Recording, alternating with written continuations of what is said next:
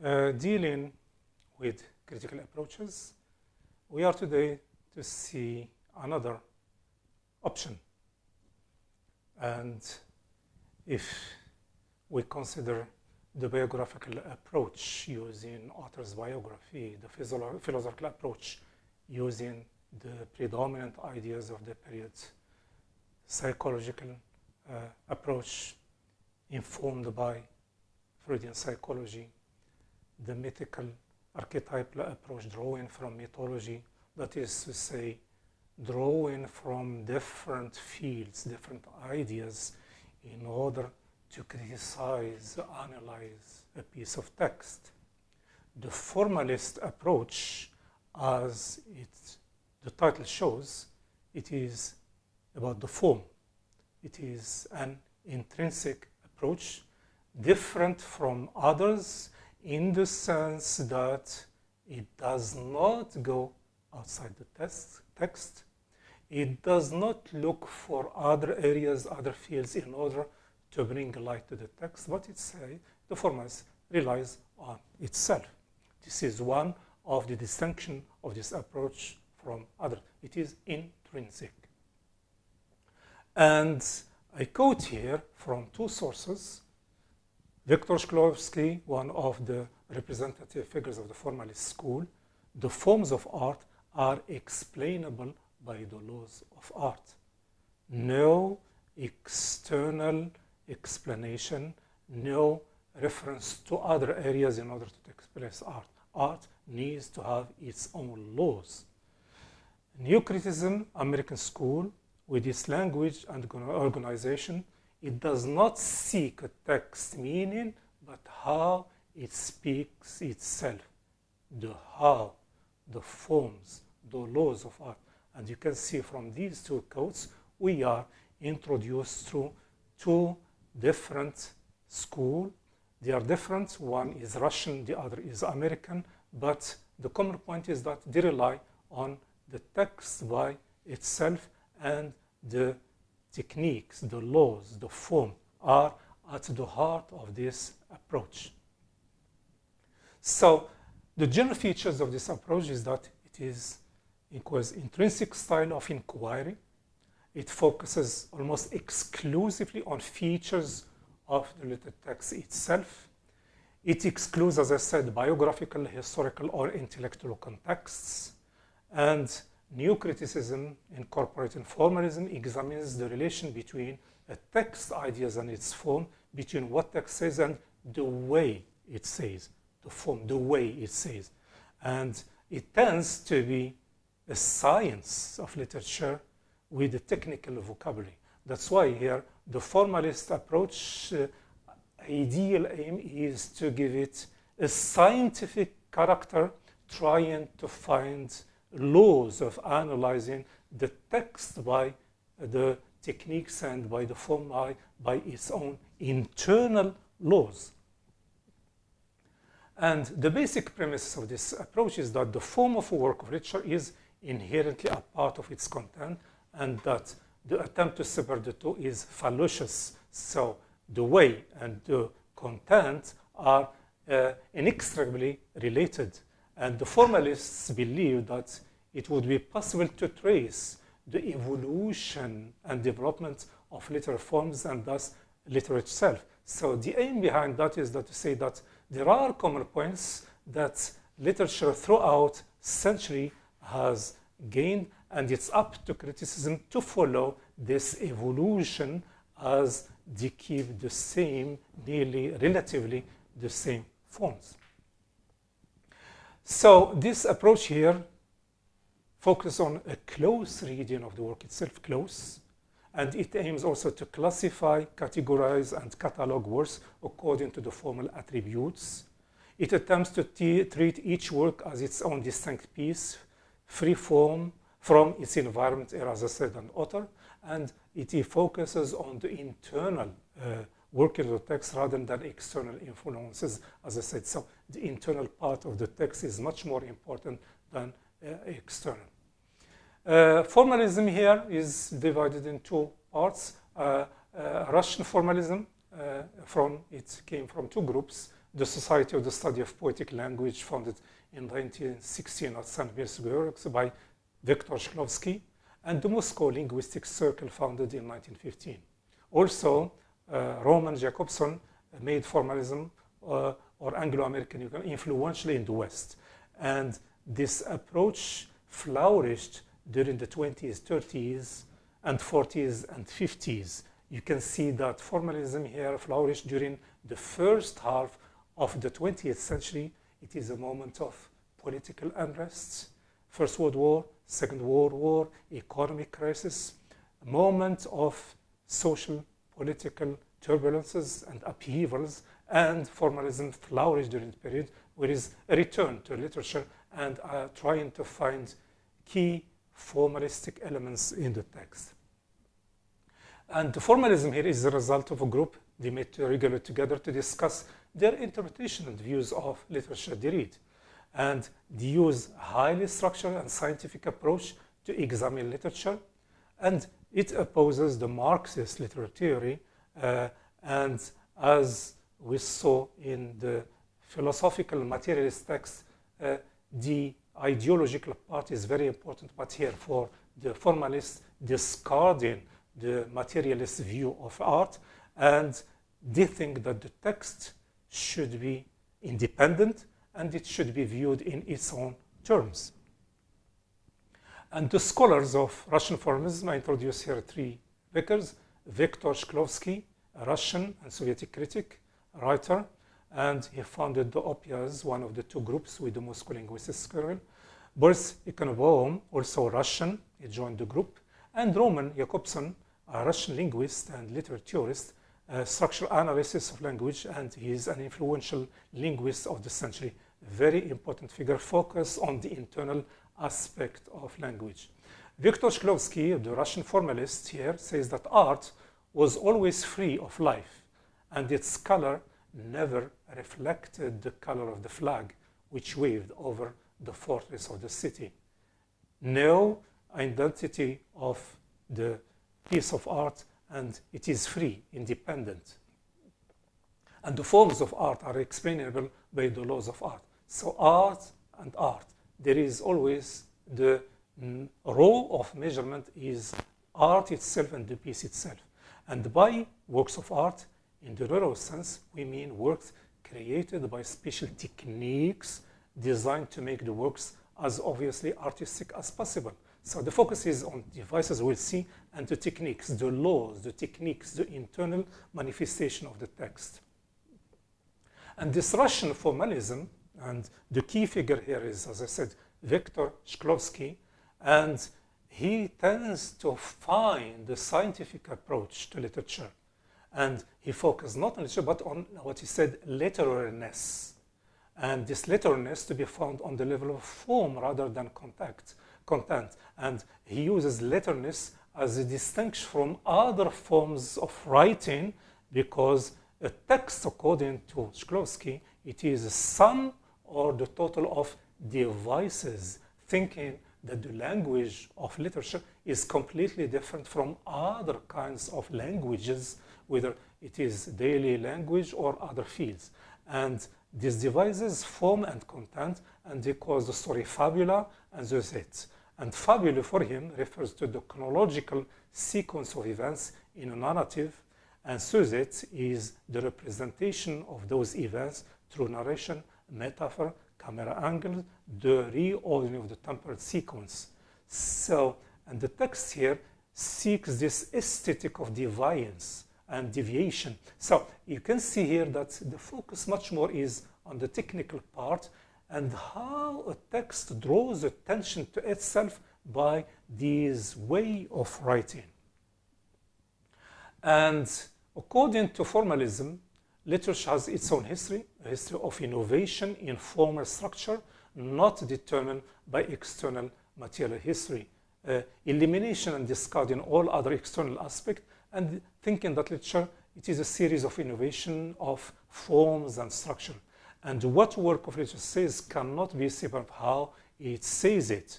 Form and structure of a work, far from being merely the decorative wrapping of the content, as the other approaches try to interpret it is, in fact, it is the integral part of the content of the work. So for formalism, these form, structure, and work do not serve to unveil other contents, but it is in itself an end, this language and this form, this structure.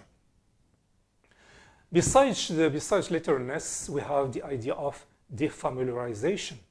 Art, according to Shklovsky and Russian formalism, art has this device. It is a device of defamiliarization, and defamiliarization, it is derived from the word straniny, meaning making strange.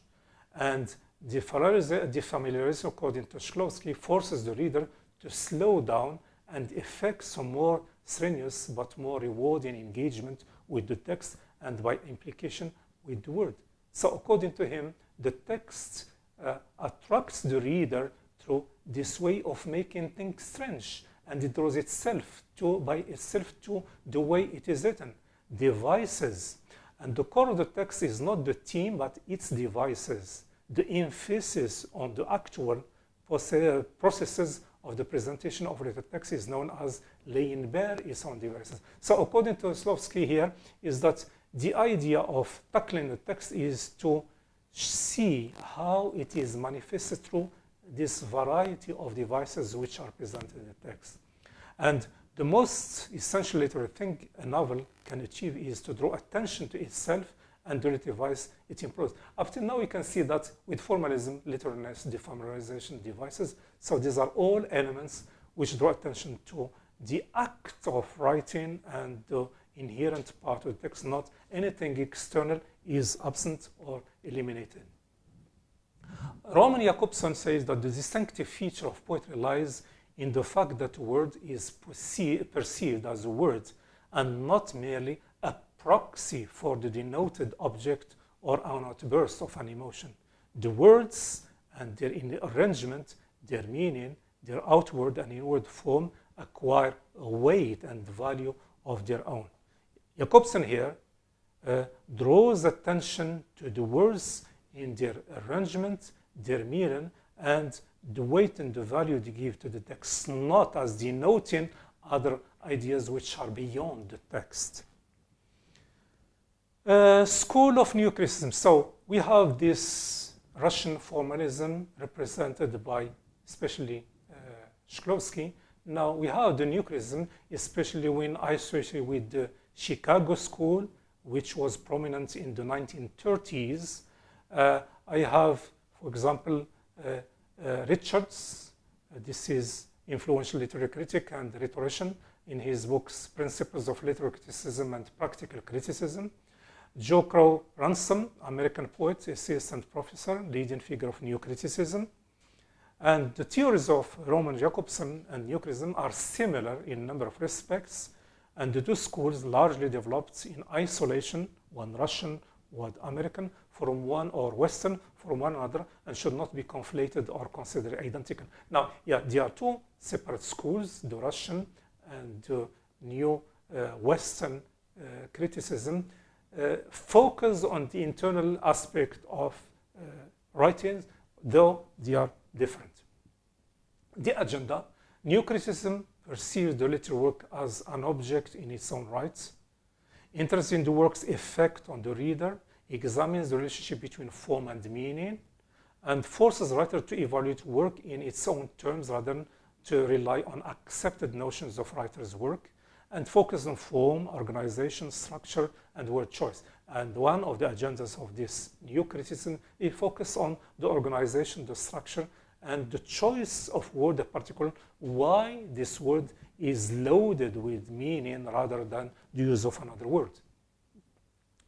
New criticism tends to be objective by ignoring external factors and focusing on literature itself, disregards environment, era, and author, and distant the relationship between the symbol and object, experience or emotion being signified, sees a familiar object or experience from completely new perspectives, compiles a thorough analysis of the motive, devices, techniques, and literary forms, and focus on analyzing irony, imagery, metaphors, characters, symbols, and point of view. So And you can see here is that new criticism, the focus on the internal manifestation of the text using all these elements. It is a methodological and systematic readings of texts, art for art's sake, content and with form. Form is content, but the focus all the time is how form explains this content. And the text exists in and for themselves. So nothing for outside. Always this is the elimination of the external. And that is the text is autotelic, self-sufficient, and self-contained. Everything is in the text, comes from the text, out of the text, nothing outside the text. And the reading strategy that isolate under the diverse structure of text, as well as authorial techniques and language usage. So these are the reading strategies relying on the internal manifestation of the text. The basic assumptions of Nuclearism is that, as I said, literature has its origin in natural processes of human consciousness, and the new critique is concerned with the text itself. As I said, it is self-sufficient, standing by itself. And the quote here is very important because it sums up what I'm saying here. A poem must not mean, but be.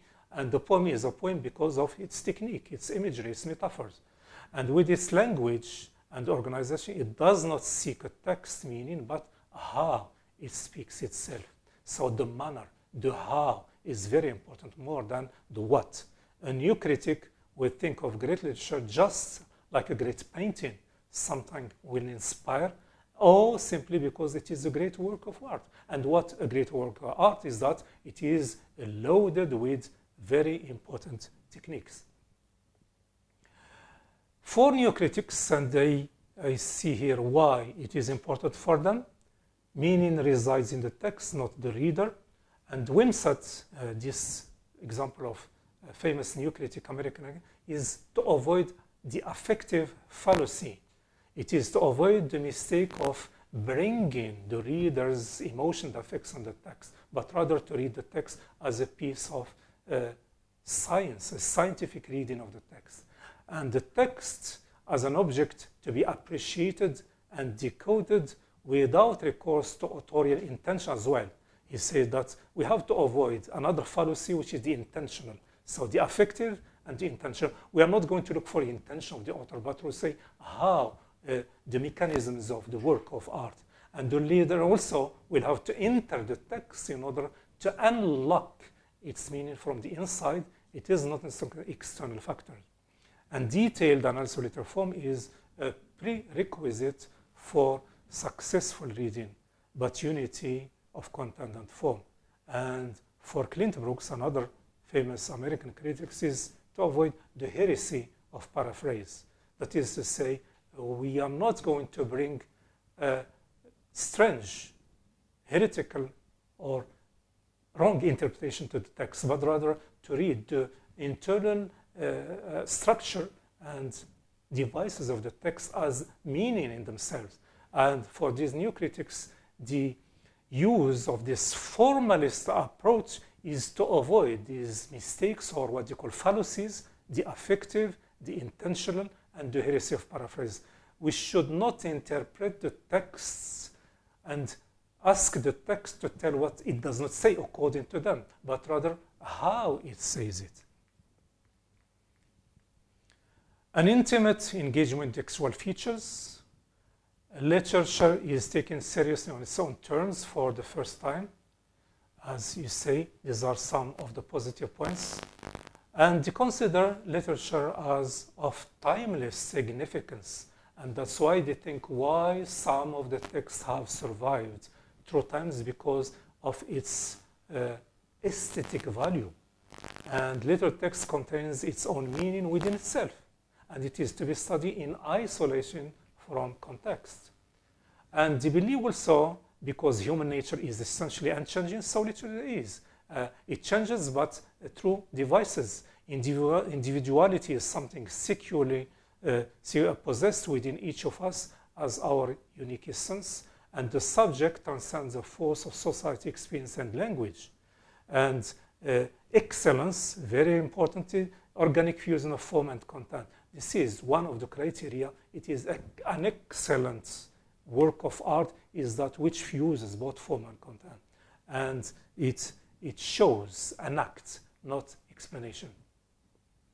It tries also, this formalist approach, to discuss any universal truth that literary works might hold concerning the human condition.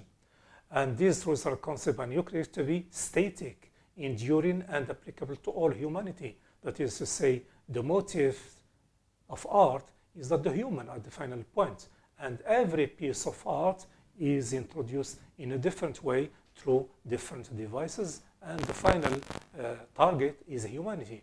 And formalists value poetry rich because it is ambiguity, irony, and intention, and they want to make literary criticism as a science, because in this area we have to detect these devices. And the theorists who attack this approach here, they think that it is narrow-minded and it is very limited, as is probably one of the criticisms, that it doesn't go beyond the text, and so what, if we say. And though new criticism here limits itself to the text, it has left a lasting impression on American literary scholarship. And reading and critiquing literature depends upon readers familiar with these terms to articulate their findings. So we have to be familiar with these terms in order to articulate our finding. Some of the major formalist terms that, as we know them: character, antagonist, anti-hero, dynamic, flat, protagonist, symbolic. For example, these are terms that we are familiar with analyzing a close reading of a piece of art. Figures of speech, that is various expressive devices in vivid writing. Allegory, analogy, irony, sarcasm, some of the techniques employed in a piece of art and read by the new critics. Synecdoche and metonymy, that is to say, synecdoche using the narrative of a large human issue to illustrate a smaller, more particular concern. Example, when I say the smiling year, I want to indicate spring. And the opposite, it is metonymy, is storing small event to illustrate a larger one. Example, when I say, as an example here, he gave up the sword to indicate living a life of warfare. So these are some of the aesthetic use of language, metaphorically using synecdoche and metonymy. Metaphor, imagery, personification, foreshadowing, some of the techniques that a piece of work of art also using of the senses. Plot, climax, conflict, denouement, point of view, first person, third person, limited, omniscience, reliable, unreliable. So see, all these devices have to do with the internal manifestation of a literary text. Setting, time, physical, imaginary, fantastic, chronological, backward, forward, theme, controlling ideas, separate issues, and so on. Okay, so it is how the organization of the text. Like in any approach we seek after, we deal with the premises, the principle upon which it is based. Some of the advantages of the formalist approach is that it emphasizes the value of literature apart from its context, unlike the other approaches. It considers the text per se in itself and considers, as I said, the text as autotelic, self-sufficient, and self-contained. No need for the other areas or other fields in order to be explained. And a piece of art is an artifact. It focuses on devices and artistic features, and it tends to have a scientific purpose.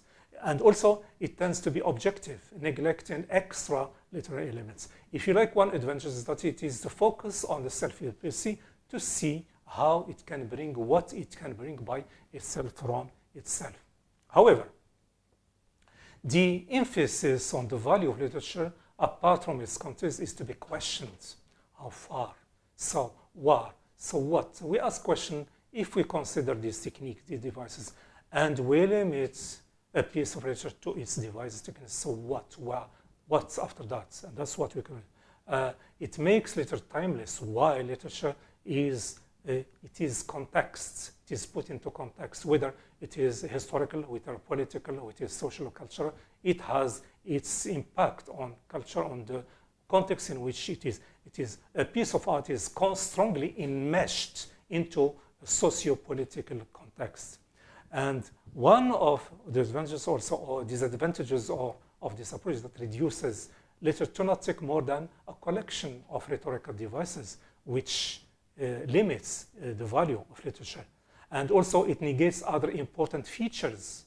And we know that the text, as I said, does not exist in the void, but it is, it influences its socio-historical context, and it is influenced by it. And the text is the product of other sources, not only who produces the text.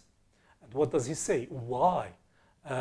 And when we see that the text is self-reflexive, I think it is meaningless. And the meaningless of the text here is that we cannot understand what is the meaning of text if it knows content.